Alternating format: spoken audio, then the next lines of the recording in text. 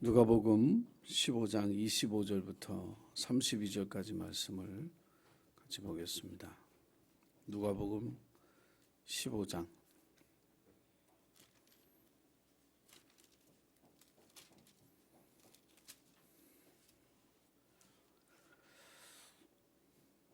(25절부터) (32절) 신약성경 121쪽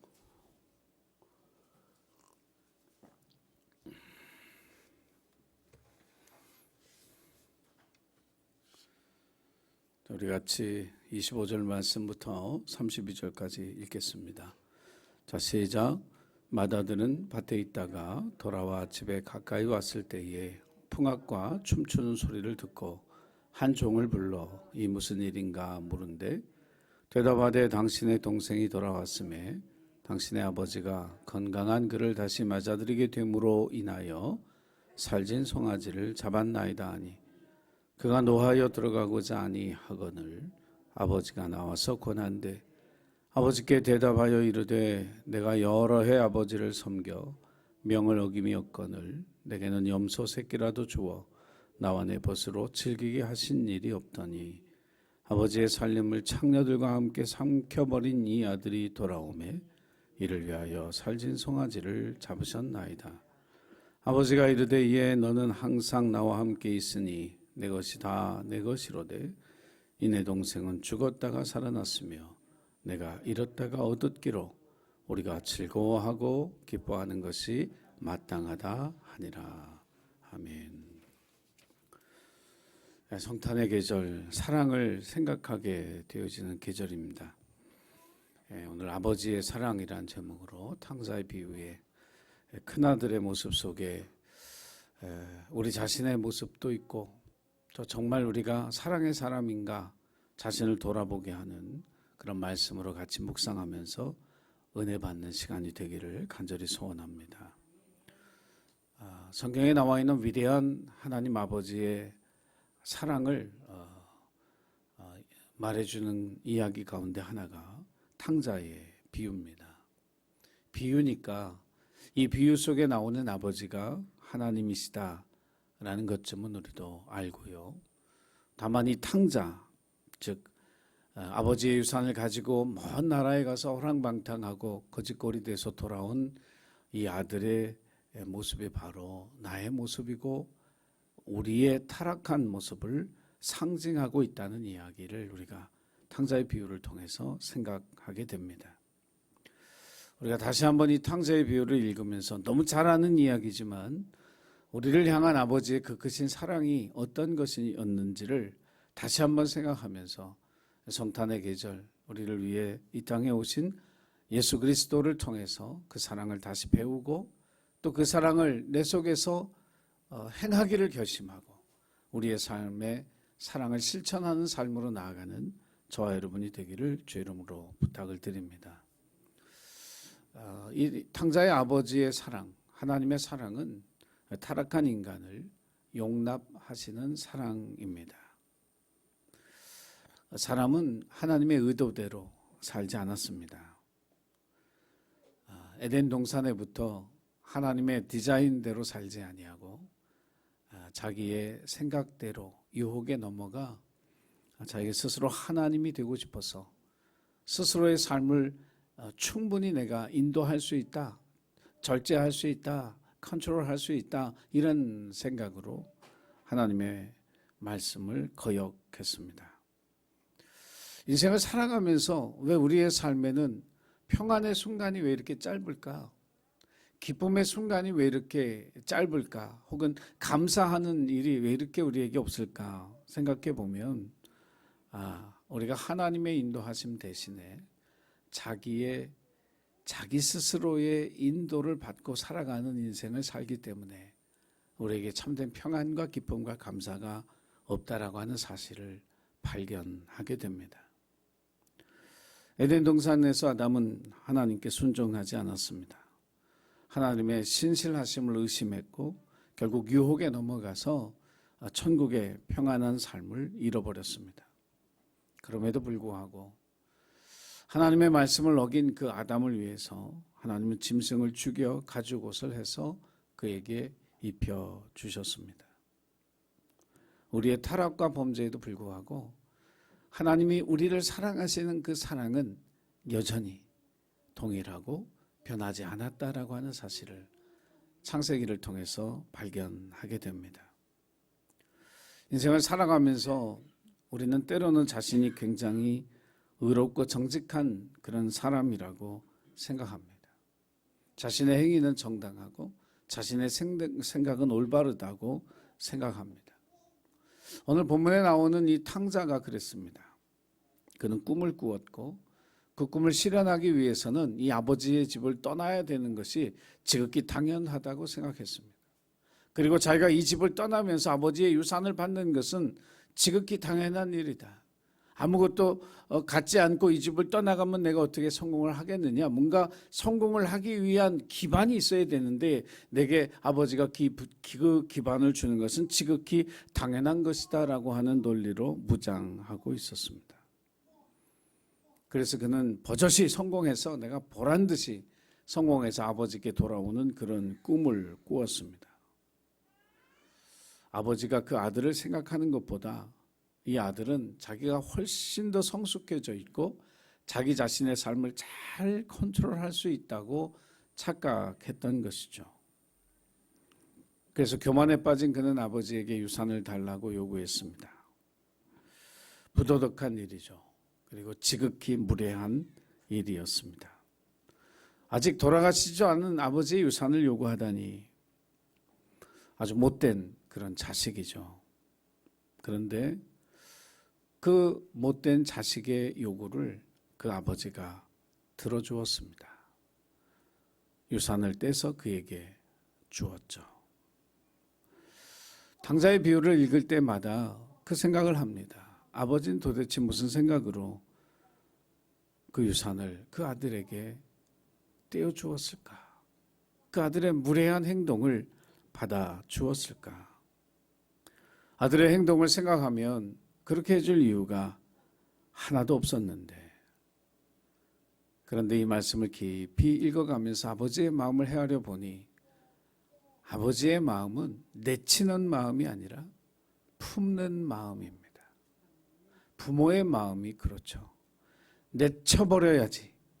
이게 안 되는 게 부모의 마음이잖아요. 입으로는 내쳐버리고 생각으로는 내쳐버리는데 실제로는 다시 품는 마음. 그게 부모의 마음인 것처럼 하나님의 마음 또한 품어주는 사랑의 마음인 줄로 믿습니다. 우리의 사랑은 어떤 모습입니까? 우리는 가르치고 싶어 하죠.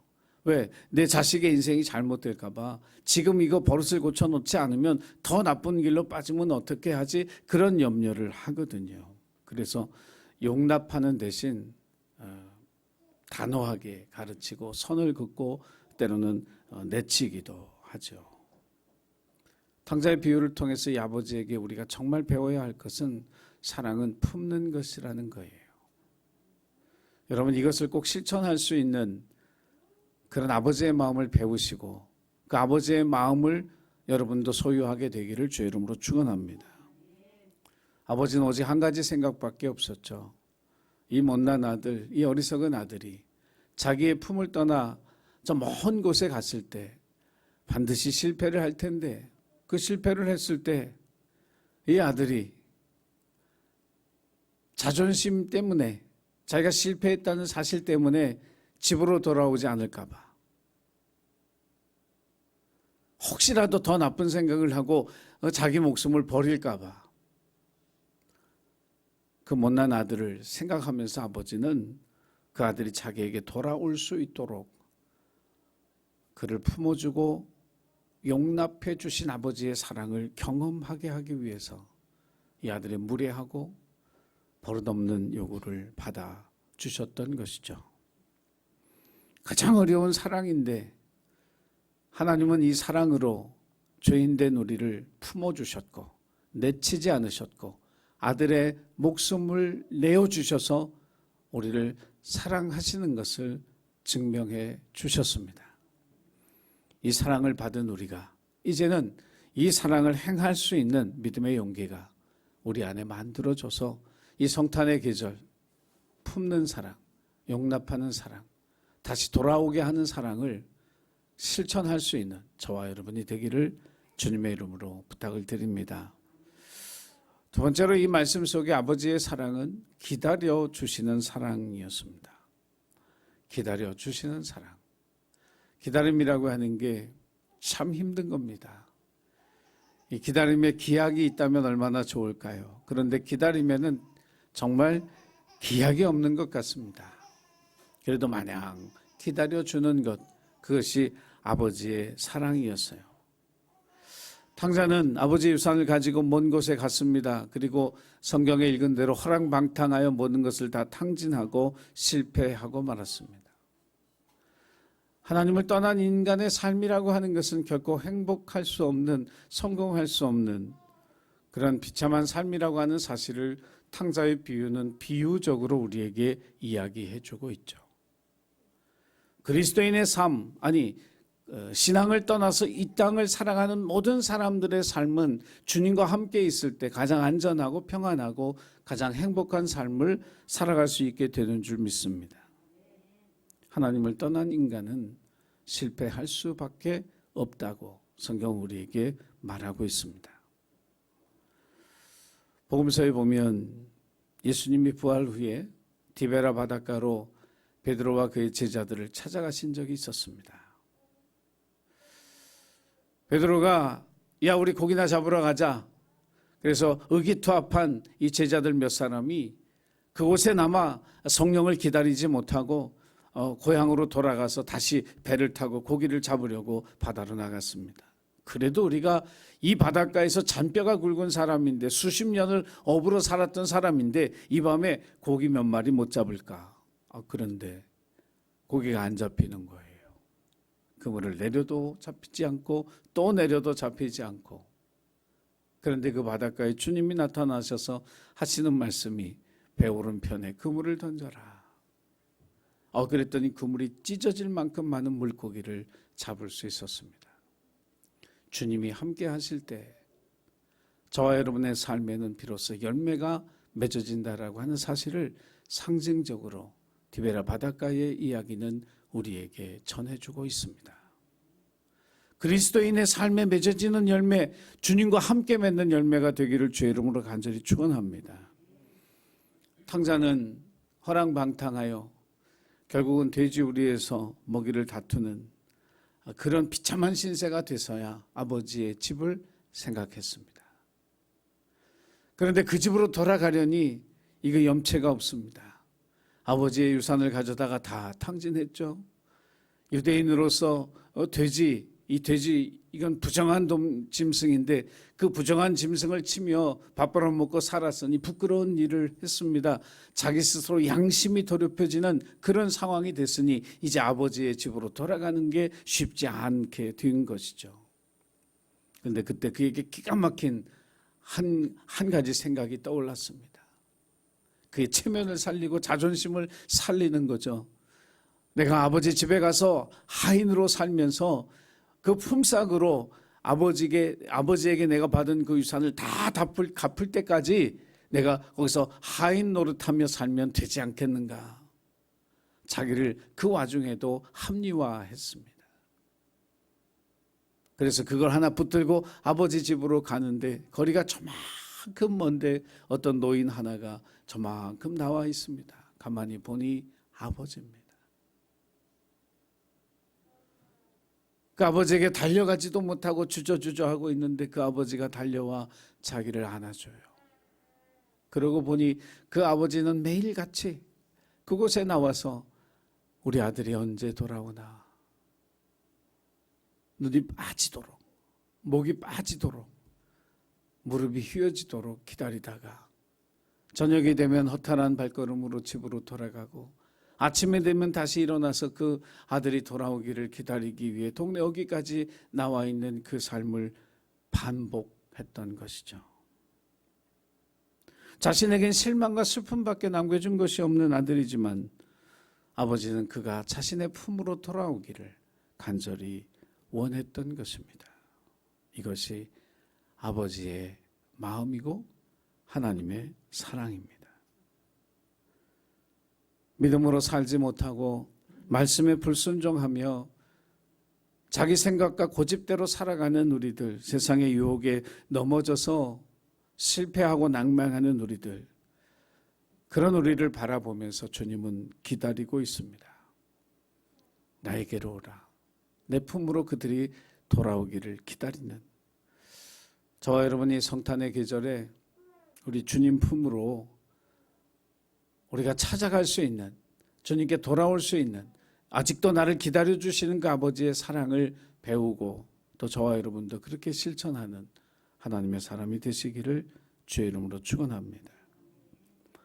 세 번째, 아버지의 사랑은 화해를 이루는 사랑입니다. 이 동생이 아버지의 집에 왔습니다. 아버지는 너무 기쁘고 행복해서 살진 송아지를 잡고 동네 사람을 다 초청해서 잔치를 열어주었는데, 이 잔치를 기뻐하지 않는 한 사람이 있었으니 다름 아닌 형이었습니다. 형은 잔치 소리가 들리는 걸 듣고서는 하인이 하는 말을 듣고 너무 화가 났습니다. 도대체 그런 자식을 위해서 잔치를 베풀어 주다니, 이게 도대체가 말이 되는가? 그 많은 재산을 다 탕진하고 돌아온 우리 가문의 먹칠한 저놈을 위해서 살진 송아지를 잡다니, 이건 너무 잘못됐다. 나를 위해 내가 지금까지 아버지의 명을 어기지 아니하고 이 집에서 충성하며 순종하며 그렇게 열심히 헌신적으로 살았던 나에게는 염소 새끼 한 마리라도 줘서 친구들하고 즐기라고 해본 적이 없는 아버지가 어떻게 저런 아들을 위해서 살진 송아지를 잡을 수 있을까? 그의 마음엔 원망과 불평이 가득했습니다. 여러분, 사랑은, 진정한 사랑이 맺는 열매는 화평의 열매인 줄 믿으시기 바랍니다. 우리가 입으로 아무리 많은 사랑을 이야기해도 화평이 없다면, 우리 가정에 화평의 열매가 맺어지지 않는다면 그 사랑은 진정한 사랑이 아닙니다. 아버지는 그 불평불만을 쏟아내는 그 아들을 먼저 찾아갑니다. 생각해보면 참 못난 큰아들입니다. 그 동생 하나 품어주지 못하는 속 좁은 그 아들을 이 아버지가 찾아가서 그 아들을 달래고 위로합니다. 내게 있는 모든 것이 다 내 것이 아니냐. 근데 이 아이는 우리가 죽었던 애가 살아왔고 잃었던 애를 다시 찾았으니 어찌 즐거워하고 기뻐하는 것이 당연하지 않겠느냐. 얘야, 우리 함께 들어가서 내 동생을 축복하고 함께 기뻐하며 이 잔치에 너도 참여했으면 좋겠다. 이 아버지의 권면의 이야기를 큰아들이 들었죠. 누가복음 15장에는 이 형이 동생을 용서하고 축복했는지 기록되어져 있지 않지만 아버지의 마음은 그 가정이 화해하여 하나가 되고 평화를 누리고 하나님께 영광을 돌리는 그런 가정이 되기를 원했던 것이 아버지의 마음이었던 것입니다. 성탄절을 맞이하면서 타락했던 죄에 물든 인간을 용납해 주셨던 그 하나님의 사랑, 그리고 여전히 지금도 우리를 기다리시는 그 하나님의 사랑, 우리를 사랑하셔서 화평의 열매를 맺기를 원하시는 그 사랑을 배우고 실천하는 그런 저와 여러분이 되기를 주의 이름으로 간절히 부탁을 드립니다. 기도하겠습니다.